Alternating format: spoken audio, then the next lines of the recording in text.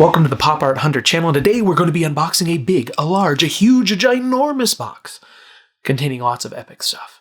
Yeah, I went on a little bit of a spree with some of animation cell auctions, and I got a few different things, and so today we're going to be unboxing them, but we're going to split it over a course of a couple videos so that you can, either prolong the inevitable or save the flavor, however you want to look at it. And let's go ahead and get started with the first of our unboxings.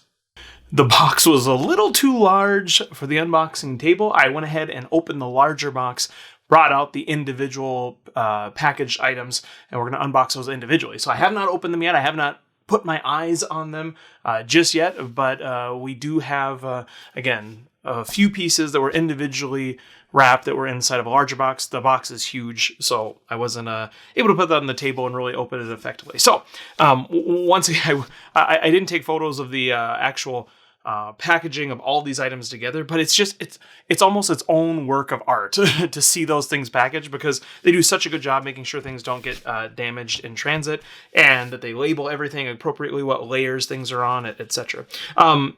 I have a knife just in case I need to use it. However, one of the nice things about this company is they also put little tabs on all of their tape so that you have a little pull tab to know exactly where to open things, and you don't have to use a knife. I think that is a little value add for some of that. They also make it pretty easy. They'll cut the tape in advance, so all you have to do is just run your finger along it. It opens nicely. I mean, these are just little perks and tricks. Even the way they package things and cut so they can fold appropriately. I mean, they take a lot of care and time to make sure that you get your items safely and that nothing is damaged. So let's go ahead and take this out and flip it over this way.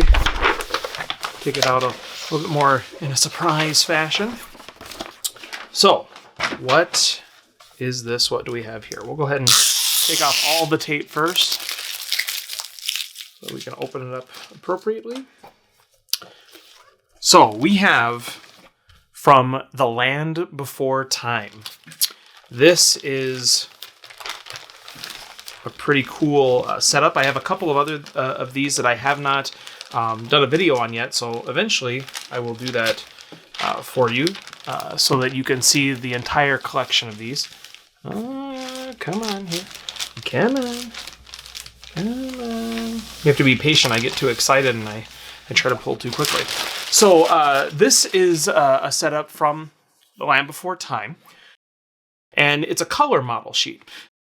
So this is actually something that would be sent over from, the original designers to the inkers or the color artists to actually go through and test out colors and make a production cell that they can use as a color model test for the remaining of the cell. So you can see on here there's a lot of great detail about what types of colors to use, in specific areas, what color is the throat, what color is the tongue, and it gets very, very detailed, especially with a character like Ducky, or in Land Before Time as well, Petrie is a very small character in a lot of scenes, don't take up much of an area on the actual cell, and so it gets very, very detailed.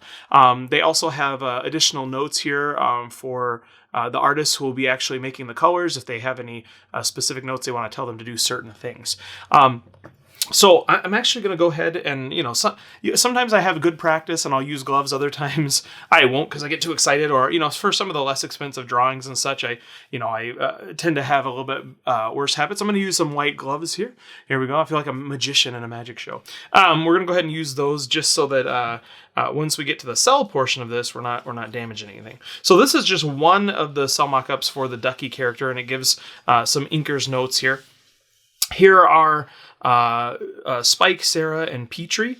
And as you can see on here, the same sort of notes and those types of things appear to kind of show the various things that they want done, what kind of colors. And this particular scene is actually at nighttime, and so what would traditionally be color schemes for these characters in the daylight and a majority of the movie is going to be different in the nighttime. And so this is actually pretty cool because it's a different color scheme, and you can see in the bottom here it says moonlit Petrie, and so it gives specific color notes of what he would look like in the moonlight. It's going to be different colors, and it's not as easy as now when you're filming something live on camera like this. If it's nighttime or daytime, you can adjust and control lighting in some aspect, but if you're using natural light, it adjusts those colors and you see those variances.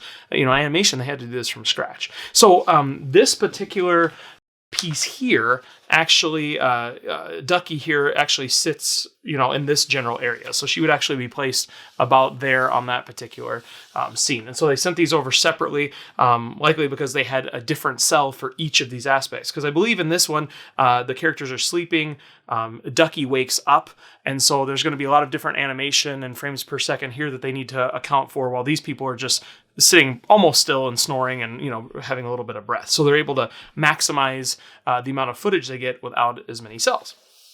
So here's the whole setup, and this is why I want to have the gloves on, to make sure once we get to these that we're being careful. So this is the color test for Ducky here.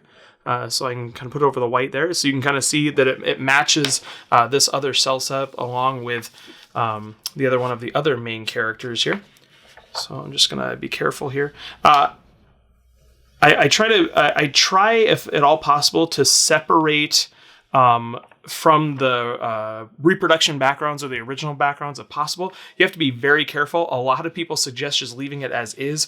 I really want to try to preserve these longer term. There is some risk of damage. I've gotten a couple of these that I've decided to leave on the production backgrounds, the originals or either the reproductions, because they're too stuck and it's going to rip off a lot of paint or something like that. For these, I just kind of ran my hand along there. I heard a little bit of a pop because it seemed like it was stuck to one minor piece, but it looked relatively safe, and so I kind of made the decision to do that. There's a little bit of tape here I'm going to work off because, again, I would like these separated long term, and so that I can frame them. But frame them so each individual cell and each individual layer has museum quality rag matting between them, and so they preserve a little bit more long term. So here's this one right here.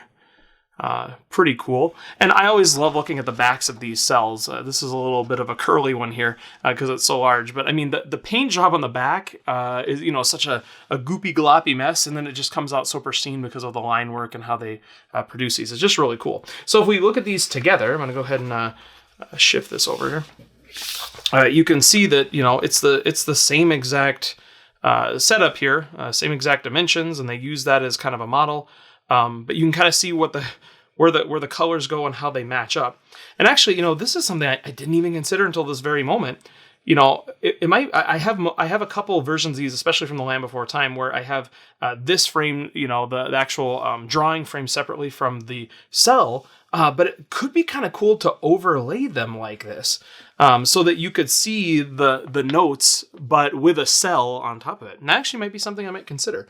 Since I have a couple of versions of these, that might be a cool way to kind of show, what is in the mind's eye of the person who's actually doing this color work, trying to get all these notes into it. That's really neat. And then you have the reproduction background here. And as you can see, there are a couple little white specks on here where, and this wasn't even something when I was separating there that I did. There was actually only, I think, one little small pop where it sounded. So it seems like it was stored there for a while, and maybe some of the paint could have come off. So you might see some minor little issues on here, minor little specks of paper that you might see, but not too bad. Sometimes they get much worse. Super excited to have these pieces.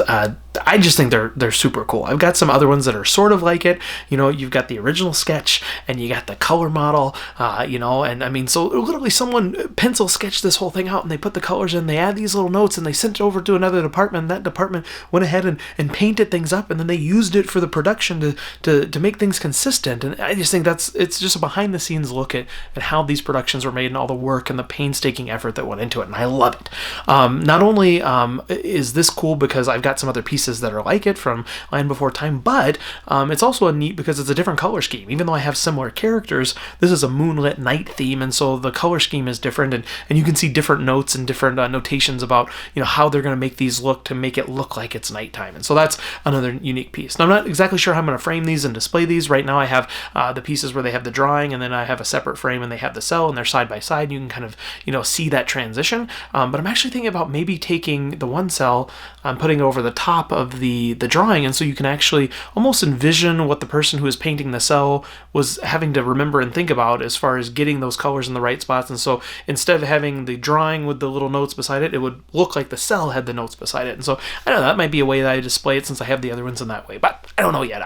I'm too excited about it. I don't exactly know what I'm going to do, but once we get all that all done, I'll show you what the final setup looks like, and hopefully you'll like it. So again, we have this is just one part of a series of unboxing I did from this large, gigantic auction box that I received, and so make sure you check out the other videos if you like this one, and hopefully you enjoy them as much as I did. We'll see you next time right here on Pop Art Hunter.